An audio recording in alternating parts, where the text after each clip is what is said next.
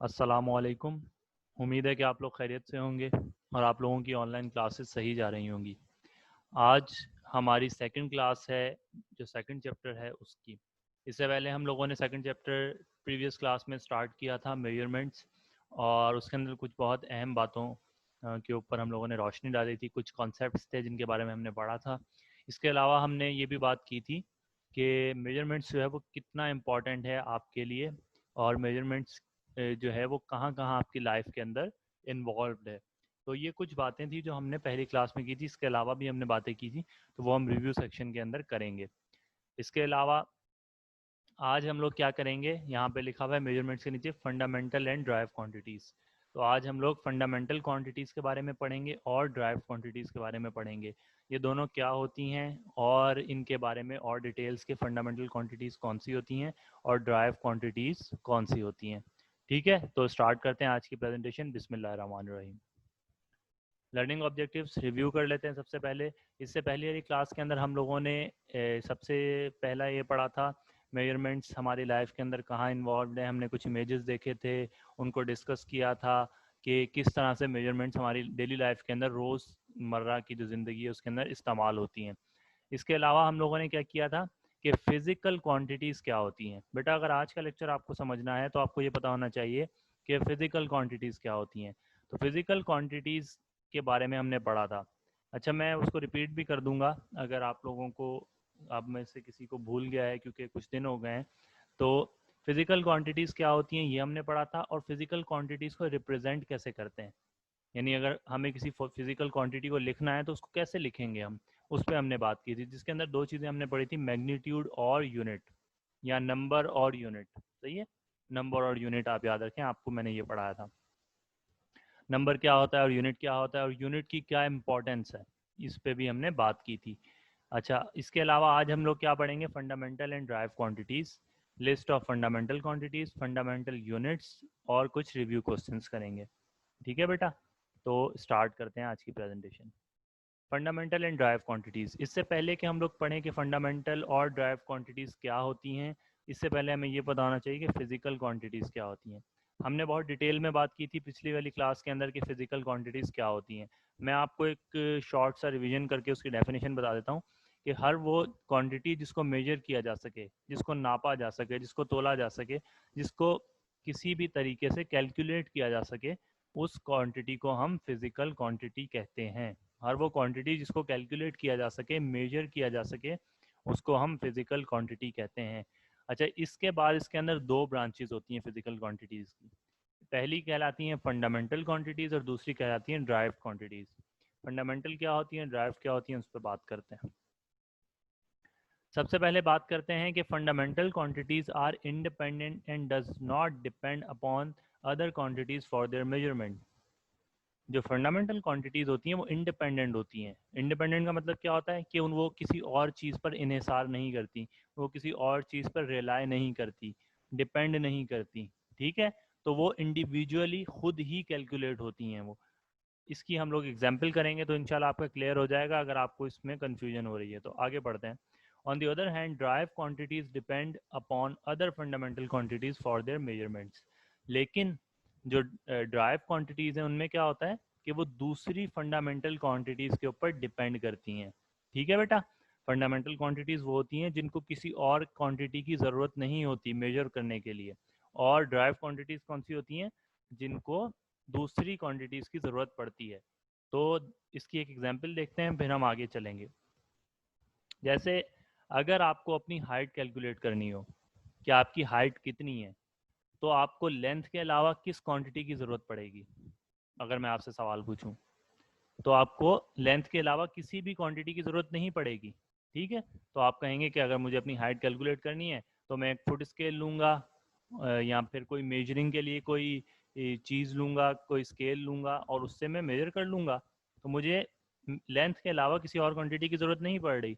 तो मैं क्या कहूँगा कि लेंथ जो है वो एक फंडामेंटल क्वांटिटी है। और अगर आपको एक रूम का एरिया मालूम करना है, एक आपका रूम है उसका एरिया मालूम करना है, तो आप जो है वो एरिया डायरेक्टली मालूम नहीं कर सकते। उसके लिए आपको एक और क्वांटिटी की ज़रूरत पड़ेगी। वो क्वांटिटी कौन सी है, वो लेंथ कह सकते हैं आप, विड्थ कह सकते हैं उसकी। तो एरिया भी एक फिजिकल क्वांटिटी है, आपको पता है ये बात, लेकिन आप एरिया को डायरेक्टली कैलकुलेट नहीं कर सकते। इसी तरह अगर हम वापस इस एग्जाम्पल पर जाएं, तो अगर आपको किसी चीज़ का मास कैलकुलेट करना है तो आप मास को खुद ही कैलकुलेट कर सकते हैं। मास के लिए किसी और क्वांटिटी की ज़रूरत आपको नहीं पड़ेगी। लेकिन अगर आपको किसी चीज़ की वेलोसिटी मालूम करनी है तो वेलोसिटी को आप इंडिपेंडेंटली कैलकुलेट नहीं कर सकते। आपको वेलोसिटी के लिए किस किस चीज़ की ज़रूरत पड़ेगी? आपको डिस्टेंस की ज़रूरत पड़ेगी और टाइम की ज़रूरत पड़ेगी। सही है। और टाइम से याद आया कि अगर आपको टाइम कैलकुलेट करना है तो टाइम आप घड़ी देखेंगे और इंडिपेंडेंटली कैलकुलेट कर लेंगे। लेकिन अगर आपको एक्सेलरेशन कैलकुलेट करनी है तो आप डायरेक्ट कैलकुलेट नहीं कर सकते। एक्सेलरेशन के लिए आपको दो क्वांटिटीज़ की ज़रूरत पड़ेगी, जिसमें पहली होगी वेलोसिटी और दूसरा होगा टाइम। ठीक है। तो हर वो क्वांटिटी जिसके लिए आपको दूसरी क्वांटिटीज़ की ज़रूरत पड़े वो ड्राइव्ड है। वो क्या है? ड्राइव्ड है। और हर वो क्वांटिटी जिसके लिए आपको किसी और क्वांटिटी की ज़रूरत ना पड़े वो फंडामेंटल है। तो उम्मीद है कि आपको ये बात समझ में आ गई होगी। अच्छा, ये फिजिकल क्वांटिटीज़ की लिस्ट है। पहले ये पढ़ लीजिएगा कि लिस्ट ऑफ फिजिकल क्वांटिटीज़। अब आप इसमें से मुझे ये बताएंगे कि कौन सी फंडामेंटल क्वांटिटीज़ हैं और कौन सी ड्राइव क्वांटिटीज़ हैं, ये आप मुझे बताएंगे। कमेंट्स के अंदर बता दें।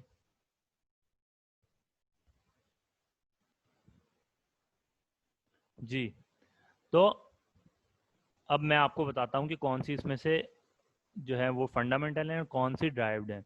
आपकी इंफॉर्मेशन के लिए 7 क्वांटिटीज़ ऐसी हैं, 7 क्वांटिटीज़ ऐसी हैं जो फंडामेंटल हैं। सिर्फ 7 ही क्वांटिटीज़ हैं, 7 क्वांटिटीज़ हैं जो फंडामेंटल हैं, और बाकी सारी क्वांटिटीज़ जो हैं वो ड्राइव्ड हैं। यानी अगर आपको बाकी क्वांटिटीज़ को कैलकुलेट करना है तो उनके लिए आपको इन 7 में से किसी एक या एक से ज़्यादा क्वांटिटी का सहारा लेना पड़ेगा। ठीक है बेटा। तो फंडामेंटल क्वांटिटीज कौन कौन सी हैं? पहली क्वांटिटी है टाइम। सही है। इस पे हम लोग इंडिविजुअली बात करेंगे तो अभी मैं आपको एक्सप्लेन नहीं कर रहा। पहली जो है वो टाइम है, दूसरी मास है, तीसरी लेंथ है, चौथी टेम्परेचर है, पांचवी इलेक्ट्रिसिटी है, और छठी और सातवीं दो और यहाँ पे फिजिकल सॉरी फंडामेंटल क्वांटिटीज़ हैं जो यहाँ पर नहीं लिखी हुई, लेकिन हम उनकी बात करेंगे। ठीक है। तो यहाँ पे कितनी फंडामेंटल क्वांटिटीज़ लिखी हुई हैं? 5। Time, mass, length, temperature and electricity. इन पांचों को कैलकुलेट करने के लिए आपको किसी और क्वांटिटी की ज़रूरत नहीं पड़ेगी। लेकिन यहाँ देखें, वर्क।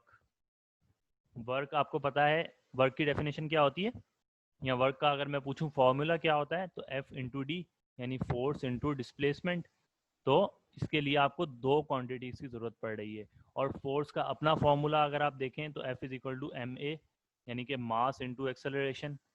और जब आप इसी तरह इनको तोड़ते जाएंगे तो आपको जो आखिर में जो क्वांटिटीज़ मिलेंगी वो फंडामेंटल क्वांटिटीज़ मिलेंगी। तो दुनिया की हर ड्राइव क्वांटिटी फंडामेंटल क्वांटिटीज़ के ऊपर रिलाई करती है, इन्हिसार करती है। ठीक है बेटा, आगे बढ़ते हैं। इससे पहले कि हम लोग क्वांटिटीज़ को इंडिविजुअली देखें, सिस्टम ऑफ यूनिट्स समझना आपके लिए बहुत ज़रूरी है कि यूनिट्स क्या होते हैं। इस पे हम लोग बात कर चुके हैं। इसके अलावा यूनिट्स का सिस्टम क्या होता है, ये यहाँ पे मैंने 3 सिस्टम ऑफ यूनिट्स लिखे हुए हैं, CGS, FPS और SI। सही है। पिछले ज़माने में लोग किसी भी चीज़ का एक यूनिट मुकर्रर कर देते थे। जैसे फॉर एग्जांपल अब टाइम है, टाइम का आपको पता है सेकंड भी यूनिट है, मिनट भी एक यूनिट है, और भी एक यूनिट है, और फिर बड़े भी इसके यूनिट्स हैं। लेकिन हम अगर अगर हमें अभी टाइम कैलकुलेट करना है तो हम कौन सा यूनिट लेंगे? हम सेकंड लेंगे, जाहिर सी बात है। लेकिन जो पुराने ज़माने के लोग थे वो डिफरेंट यूनिट्स लेते थे, उनके पास अपने रीजंस होते थे। जैसे अगर मैं आपसे कहूँ कि आप अपनी हाइट नापें तो आप मुझे उसका हाइट जो है वो फीट्स में बताएंगे, या फिर आप मीटर्स में बता देंगे ज़्यादा से ज़्यादा। लेकिन अगर मैं आपको कहूँ कि आप मिरपुर खास से लेकर कराची तक का रास्ता नापें तो आप फीट्स में नहीं बताएंगे, आप किलोमीटर्स में बता रहे होंगे, या आप इससे भी किसी बड़े यूनिट में बता रहे होंगे। तो मैं आपसे पूछूंगा कि आप ये किलोमीटर्स में क्यों बता रहे हैं, तो आप कहेंगे कि सर इतना बड़ा रास्ता है, अब हम फीट्स में तो नहीं नाप सकते उसको। तो जैसे इस एग्जाम्पल के अंदर आप देख सकते हैं कि जब ज़रूरत पड़ी तो हमने छोटा यूनिट ले लिया, और जब ज़रूरत पड़ी तो हमने बड़ा यूनिट ले लिया। तो ज़रूरत के मुताबिक लोग डिफरेंट यूनिट्स का इस्तेमाल करते थे। ठीक है, तो इसी तरह से जो सिस्टम ऑफ यूनिट्स बने, जैसे सीजीएस सिस्टम। सीजीएस सिस्टम के अंदर जो लेंथ थी उसका यूनिट था सेंटीमीटर, सी फॉर सेंटीमीटर। जो मास था उसका यूनिट था ग्राम, जी फॉर ग्राम। और जो टाइम था उसका यूनिट था सेकंड। सही है। तो अगर आपसे पूछा जाए कि सीजीएस सिस्टम क्या है, तो आप कहेंगे कि सीजीएस सिस्टम एक सिस्टम ऑफ यूनिट है जिसके अंदर जो मास, लेंथ और टाइम के यूनिट्स ये थे, सेंटीमीटर, ग्राम और सेकंड। ठीक है, तो ये इसको आप इस तरह से डिफाइन कर सकते हैं। अच्छा, दूसरा सिस्टम था एफपीएस सिस्टम।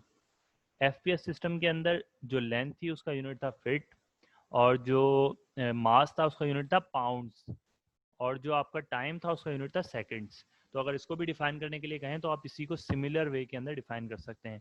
और SI unit, system of international units, ये जो है इसके अंदर कौन से यूनिट्स है ये हमें असल में पढ़ना है। वजह क्या है कि ऐसा यूनिट्स जो हैं वो आजकल बहुत ज़्यादा इस्तेमाल होते हैं, और अभी जो इस दुनिया के अंदर जो यूनिट्स चल रहे हैं वो ऐसा यूनिट्स चल रहे हैं।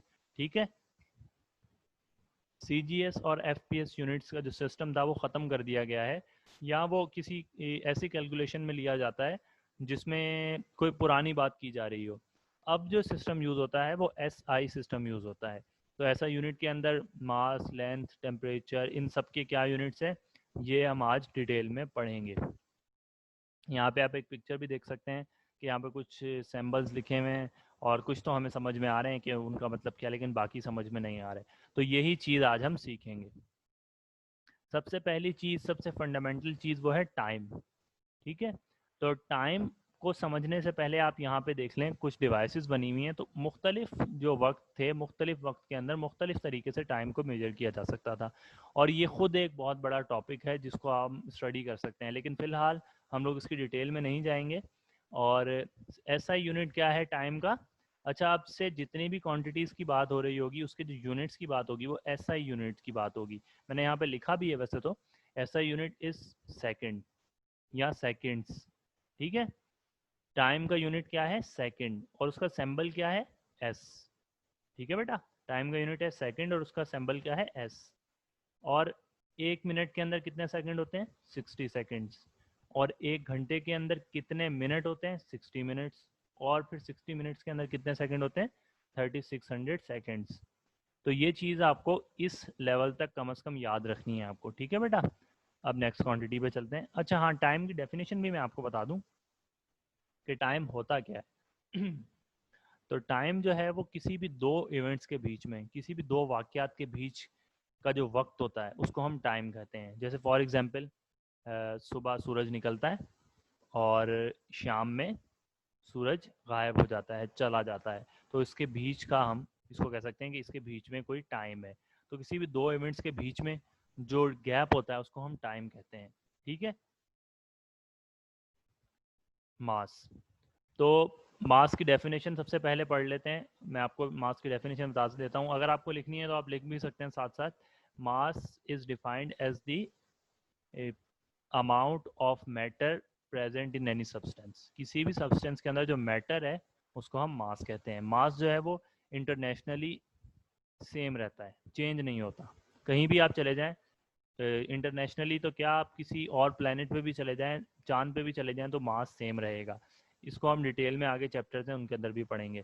तो ऐसा यूनिट क्या है मास का? किलोग्राम, जिसका सिंबल है केजी। ठीक है बेटा, 1 किलोग्राम के अंदर 1000 ग्राम्स होते हैं। ये चीज़ आपको याद रखनी है। लेंथ, लेंथ कहते हैं किसी भी चीज़ की लंबाई को, और इसका ऐसा यूनिट होता है मीटर, जिसका सिंबल होता है एम। और 1 किलोमीटर के अंदर 1000 मीटर्स होते हैं। क्योंकि किलोमीटर हम ज़्यादा सुनते हैं मीटर के लिहाज से, तो इसकी कन्वर्जन आपको याद होनी चाहिए। नेक्स्ट हमारे पास है टेम्परेचर। टेम्परेचर आपको पता है किसी भी चीज़ का गर्म होना या ठंडा होने को हम टेम्परेचर कहते हैं। ठीक है, और इसका ऐसा यूनिट है केल्विन। ये हो सकता है आप लोगों के लिए थोड़ा सा नया हो क्योंकि आप लोगों ने सेंटीग्रेड सुना हुआ होगा। तो जो ऐसा यूनिट है टेम्परेचर का वो होता है केल्विन। और एक सेंटीग्रेड के अंदर 273 केल्विन होते हैं। एक सेंटीग्रेड में 273 केल्विन होते हैं। ये वाली जो है ना वो आप कन्वर्जन अगर याद रखेंगे तो आपको, जैसे फॉर एग्जांपल अगर मैं अभी कहूँ कि अभी जो टेम्परेचर है मेरे खास का वो है 40 डिग्री सेंटीग्रेड, मैं किस में बता रहा हूँ, सेंटीग्रेड में, या सेल्सियस भी बोलते हैं इसको। तो सेंटीग्रेड को अब मैं कहूँ कि 40 डिग्री सेंटीग्रेड है, तो आपको इसको केल्विन में बताना है। तो इसमें आपको सिर्फ क्या करेंगे, आप इसमें 273 प्लस कर देंगे, और उसके बाद जो आंसर आएगा आप कहेंगे कि सर ये टेम्परेचर केल्विन में इतना है।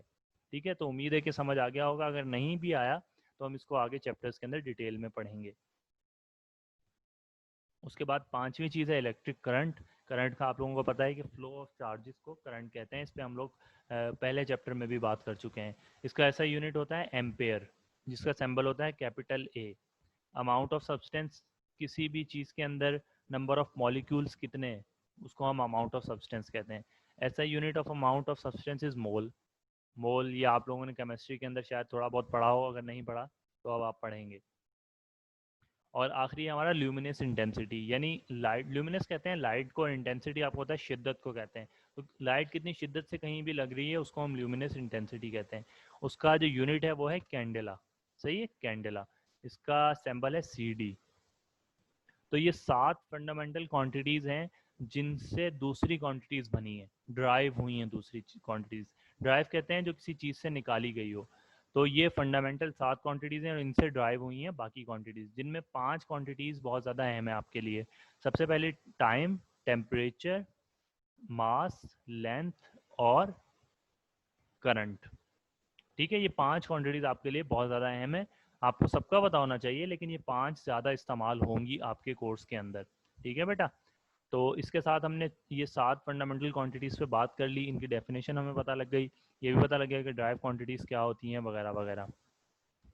ये आपका एक चार्ट है।